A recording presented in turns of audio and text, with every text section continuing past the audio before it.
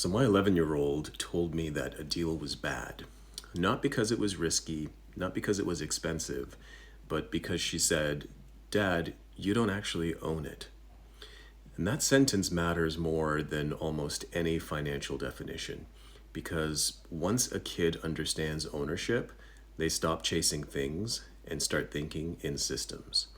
So today, I'm going to walk you through the exact exercises that my daughters, 11 and 14, are doing that build that kind of thinking.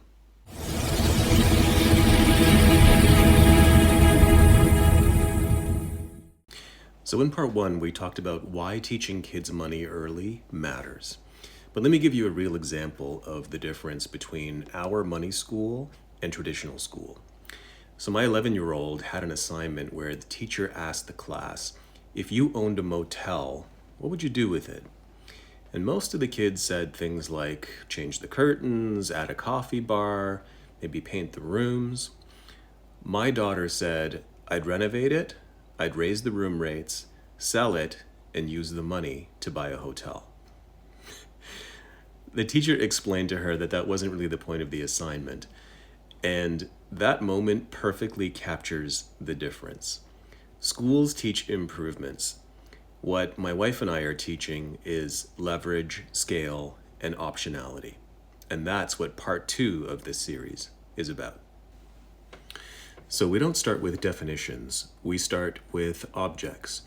I point to something and ask one rule. If you own this, would money slowly move toward you or away from you over time? And that's the entire framework.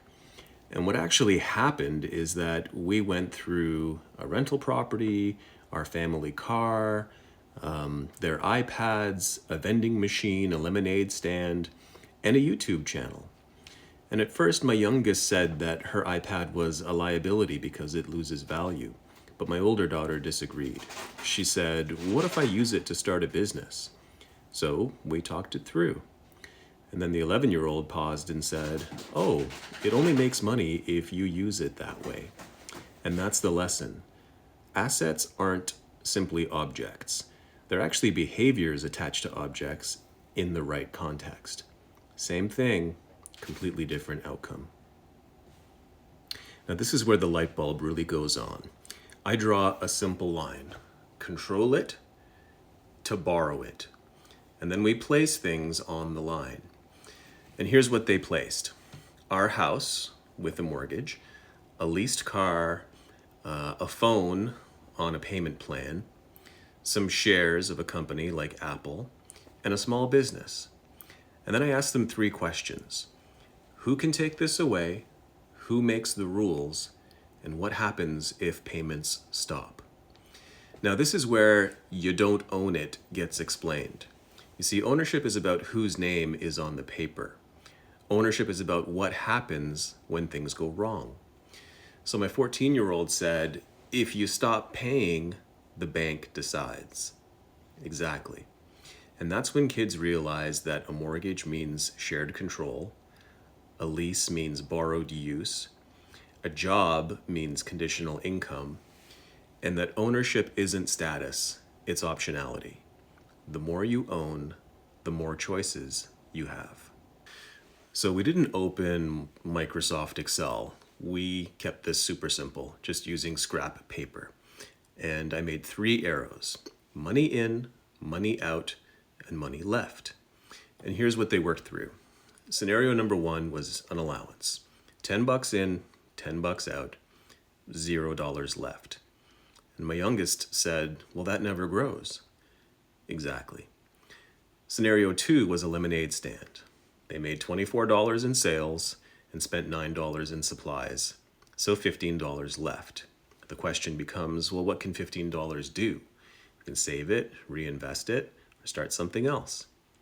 Now money becomes a tool and not a score. Scenario 3, a rental property. $2,000 in rent, $1,600 in expenses, $400 left. And my 14-year-old asked, well, what happens if you have 2? Exactly. That is systems thinking.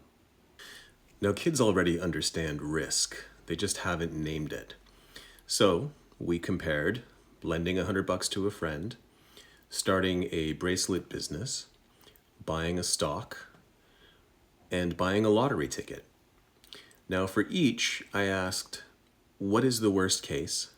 What do you learn? Can you recover? And the 11-year-old said, the lottery teaches you nothing. Exactly. Good risk teaches, bad risk just hopes. Now I learned that lesson late, and I wish that I would have learned it at their age. Now this is the one most adults miss. I asked, would you rather have $100 once or $1 a week forever? Now, both picked $100 initially, and that's perfectly fine. So we slowed down and I explained the math. And then I explained the idea behind it. Because you see, money is finite, but time compounds. $100 might feel big now, but it stops working. Whereas $1 a week seems small, but it never stops. And then we connected it to real life. Rent, royalties, dividends, YouTube videos. And my youngest said, so rich people don't get rich once, they get paid over and over. I said, exactly. Wealth isn't built by big moments. It's simply built by durable systems over time. I don't quiz definitions. I just listen for questions like, who really decides?